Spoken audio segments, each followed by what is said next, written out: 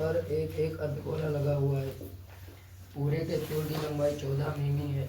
चलो देखो अब हम पढ़ते हैं।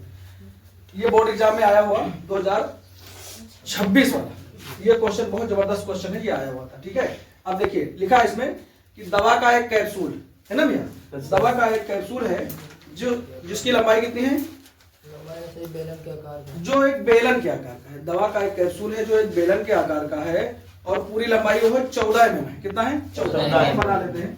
और ये देखो, ये इस तरीके से एक हम कैप्सूल बना लेते हैं, ऐसे ध्यान से देखिए। और इसके दोनों सिरों पर अर्धगोले लगे हैं, तभी तो कैप्सूल बनेगा।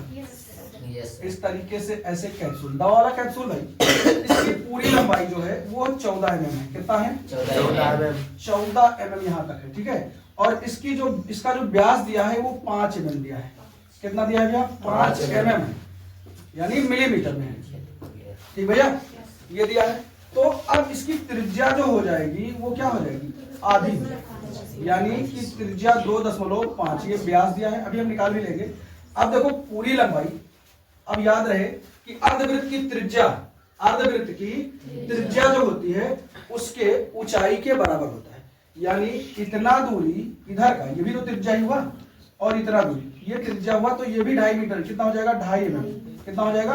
और इधर का भी यही है, ये 5 mm है पूरा, तो इधर क्या हो जाएगा? 2.5 mm।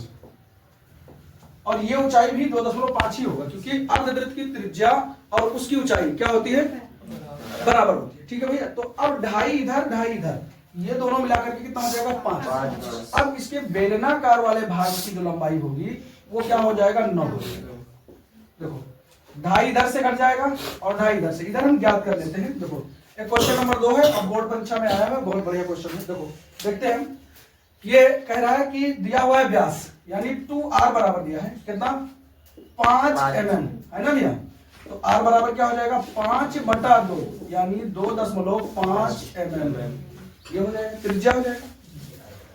अब इसमें 2 अर्धवृत्त है, एक इधर से एक इधर से, तो दोनों 2.5 इधर और 2.5 इधर मिला करके कितना हो जाएगा? 5। और टोटल लंबाई कितनी है? 14। तो 14 में से 5 अगर निकल जाएगा तो कितना बचेगा? 9। तो यहाँ बेलन की लंबाई हम क्या कर देंगे?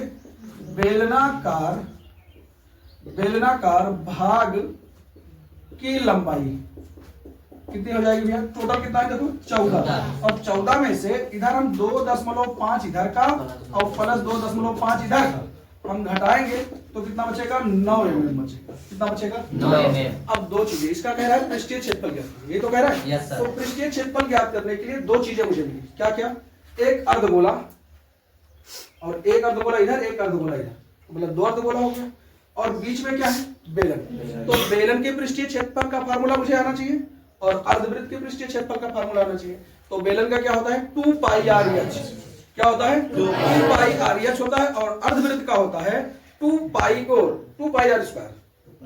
और पूरे वृत्त का जो हो जाएगा पृष्ठीय क्षेत्रफल वो क्या हो जाएगा? 4πr²। तो आधा है, तो हम यहाँ पूरा एक साथ निकाल लेते हैं। पूरे कैप्सूल का पृष्ठीय क्षेत्रफल, पूरे कैप्सूल का पृष्ठीय क्षेत्रफल, बहुत जबरदस्त सवाल था ये, जान लीजिए 6 नंबर में आया था। कितने नंबर में? 6 नंबर। अब देखो हम क्या करेंगे, बेलन का पृष्ठीय क्षेत्रफल, बेलन का पृष्ठीय क्षेत्रफल, ठीक है, और प्लस अर्धगोले का पृष्ठीय क्षेत्रफल, अर्धगोले का पृष्ठीय क्षेत्रफल। अब यहाँ 2 अर्धगोला है। कितना अर्धगोला है भैया? एक इधर का एक इधर का, तो 2 अर्धगोला हो गया। अब देखो बेलन का पृष्ठीय क्षेत्रफल का सूत्र होता है 2πr/h, ठीक, और प्लस 2 है ये है, और अर्धगोले का हो जाएगा 2πr²। अब ये 4πr² हो जाएगा, गुणा करेंगे तो। अब देखो 2 इसमें भी है, 2 इसमें भी है, पाई इसमें भी है, पाई इसमें भी है, r इसमें भी है, r इसमें भी है, तो 2πr हम कॉमन लेंगे। हल करने में ऐसे भी हल कर सकते हैं, वैल्यू रख देंगे तभी कोई दिक्कत नहीं। अब यहाँ देखो 2π, अगर हम 2πr कॉमन ले लेंगे तो यहाँ क्या बचेगा? h बचेगा, और एक बार यहाँ 2 बचेगा, और क्या बचेगा? एक बार r भी बचेगा। ठीक है भैया, बस मान उठा करके रख देना। अच्छा ये h किसका है? ये h किसका है? यही कंफ्यूज करता है बच्चों को। ये h पूरा h नहीं लेना है, ये h सिर्फ बेलन का है। बात समझ पा रहे हैं कि यही तो एच लेना है। एच में फार्मूले में किसके फार्मूले में आता है? बेलन, बेलन वाला ही भाग वाला हम लेंगे। अब यहाँ देखो क्या हो जाएगा, 2 गुणे पाई के वैल्यू 22/7 और गुणे आर के मान कितना है 2.5, कितना है 2.5 और इसको यच रखेंगे 9 है, ये वाला 9 रखेंगे। देखिएगा ये यच यहाँ पर, यच यहाँ लिखा नहीं है, यहाँ यच लिख देंगे हम। चलो लिख देते हैं यच बराबर 9 मिलीमीटर। बेलनाकार भाग की ऊंचाई, बेलनाकार भाग की ऊंचाई एच बराबर, ठीक भैया ये हो जाएगा। अब वही एच यहाँ रख दिया गया और प्लस 2 गुणे आर का वैल्यू कितना 2.5, बस इसी को हल कर देना, आंसर आपका आ जाएगा 22 दूना 44 और बटा 7 गुणे 2.5 और गुणे ये देखो 2.5 को 2 से गुणा करेंगे तो 5 हो जाएगा, 9 5 14 हो जाएगा, यहाँ 14 हो जाएगा और 7 से इसको काट दीजिए, 7 दूनी 14, ये दशमलव हटाएंगे तो यहाँ क्या हो जाएगा 10 हो जाएगा भैया। चलो 10 कर लेते हैं, इनको काट लेते हैं।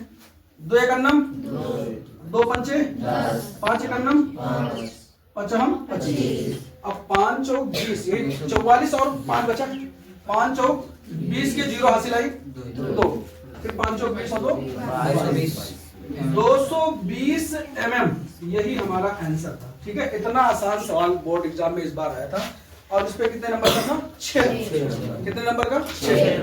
अब ये ना लगा पाए हैं, इसको कई बार इस सवाल को बताया गया था, तो आप लोग अभी से ही ध्यान देंगे, इसको कोई समस्या नहीं होगी।